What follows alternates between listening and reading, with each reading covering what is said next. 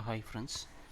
நான் நேற்று நைட்டு வந்து நேற்று ஈவினிங் வந்து நாளைக்குள்ள, அதாவது இன்றைக்குள்ள நிஃப்டி பேங்க் நிஃப்டி லெவலில் வந்து அப்டேட் பண்ணியிருந்தேன். எக்ஸாக்டாக பாருங்கள், நம்ம சொன்னபடி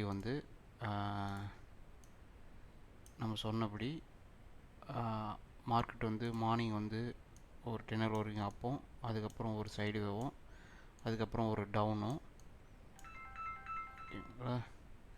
அதுக்கப்புறம் வந்து ஒரு அப்பும் வந்து போயிருக்கு பாருங்கள். நேற்று நான் சொல்லியிருந்தேன் மார்னிங் ஒரு அப்பும் அதுக்கப்புறம் ஒரு டவுன் சைடு இருக்குன்னு சொல்லிட்டு. ப்ளஸ் அதே வி ஷேப்பு இல்லை என் ஷேப்பு க்ரியேட் ஆகிறதுக்கு சான்ஸ் இருக்குது அப்படின்னும் சொல்லியிருப்பேன். ஸோ இதிலேருந்து பார்த்தோம்னா மார்க்கெட் வந்து எவ்வளோ அக்யூரேட்டாக நம்ம ப்ரிடிக்ட் பண்ணுறது வந்து தெரிய வருது. ஓகேங்களா. ஸோ இப்போ வந்து மார்க்கெட்டில் வந்து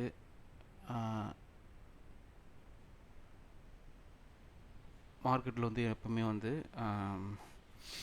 ப்ரிடிக்ட் பண்ணாலும் சில விஷயம் வந்து கொஞ்சம் ஆப்போசிட்டாகவும் போகும். ஓகேங்களா. எப்பவுமே கேர்ஃபுல்லாக வந்து ட்ரேட் பண்ணணும் ஃப்ரெண்ட்ஸ். இப்போ இன்றைக்கி உள்ள பார்த்தோன்னா இன்றைக்கி ட்ரேடு அதேமாதிரி அவாய்ட் பண்ணியிருக்கணும். இருந்தாலும் நம்ம ப்ராஃபிட் பண்ணதை இன்றைக்கி நம்ம வீடியோவில் போட்டோம். அதே மாதிரி வந்து இப்போ நாளைக்கும் மறுநாள் வந்து ட்ரேட் பண்ணுறது வந்து மேக்ஸிமம் நாளைக்கு அவாய்ட் பண்ணிடுறது நல்லது.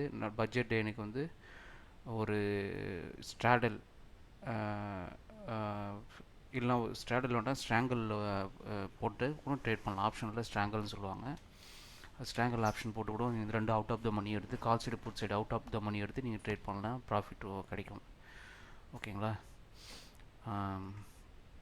இப்போ நாளைக்குள்ள நிஃப்டி லெவல்ஸ் பார்க்கலாம் ஃப்ரெண்ட்ஸ்.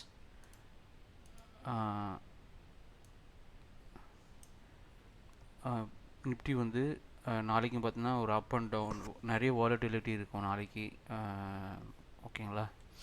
இதுக்கு நான் அஸ்ட்ராலஜி பேஸ் பண்ணி நான் சொல்கிறேன், ப்ளஸ் மார்க்கெட்டுடைய கண்டிஷன் வச்சு நான் சொல்கிறேன் நான். ஓகேங்களா. இது ரெண்டுமே கோயின்ஸ்டாக தான் போகும். அஸ்ட்ராலஜி, மார்க்கெட்டுடைய கண்டிஷன்ஸ் எல்லாமே கோயின்ஸ்டாக தான் போகும்.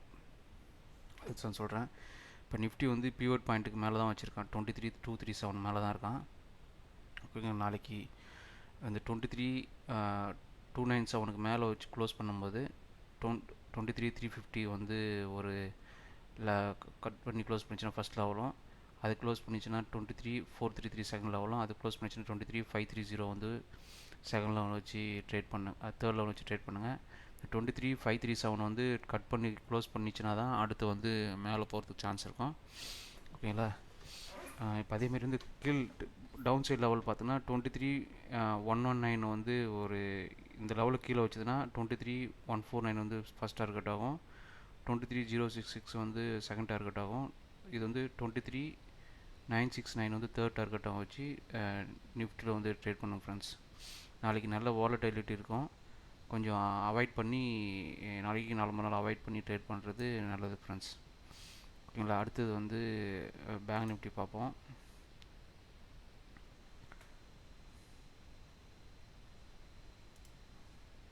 பேங்க் நிஃப்டி வந்து பார்த்திங்கன்னா 49,257க்கு மேலே இப்போ க்ளோஸ் வச்சுருக்கான்.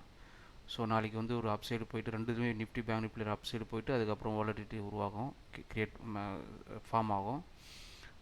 499 இது 49,420 வந்து மேலே க்ளோஸ் வச்சதுன்னா 49,529 வந்து ஃபஸ்ட் டார்கெட்டும், அதையும் க்ளோஸ் பண்ணிச்சுன்னா 49,709 செகண்ட் டார்கெட்டும், அதையும் வச்சு க்ளோஸ் பண்ணிச்சுன்னா 49,919 வந்து தேர்ட் டார்கெட் வச்சு க்ளோஸ் பண்ணுங்கள், ட்ரேட் பண்ணுங்கள். சப்போஸ் டவுன் சைடு வந்து மூவ் ஆச்சுன்னா 49,203 வந்து வச்சு க்ளோஸ் பண்ணிச்சுன்னா 49,095 வந்து ஃபஸ்ட் டார்கெட் ஆகும். அது வந்து செகண்ட் டார்கெட் வந்து 48,915 வந்து செகண்ட் டார்கெட் ஆகும். தேர்ட் வந்து 48,705. இந்த இந்த டார்கெட்டும் வச்சு ட்ரேட் பண்ணுங்கள். நாளைக்கு மார்க்கெட் வந்து வாலட்டிலிட்டி நிறைய இருக்கும். நாளைக்கு ட்ரேட் அவாய்ட் பண்ணுறது நல்லது தான். பார்த்து ட்ரேட் பண்ணுங்கள் ஃப்ரெண்ட்ஸ். எப்பவுமே வந்து நிஃப்டி பேங்க் நிஃப்டி ஒவ்வொருத்தருக்கும் ஒரு சைக்காலஜி அடாப்ட் ஆகும். ஸோ இதை பார்த்து ட்ரேட் பண்ணி நீங்கள் ப்ராஃபிட் பண்ணுங்கள் ஃப்ரெண்ட்ஸ். Bye friends.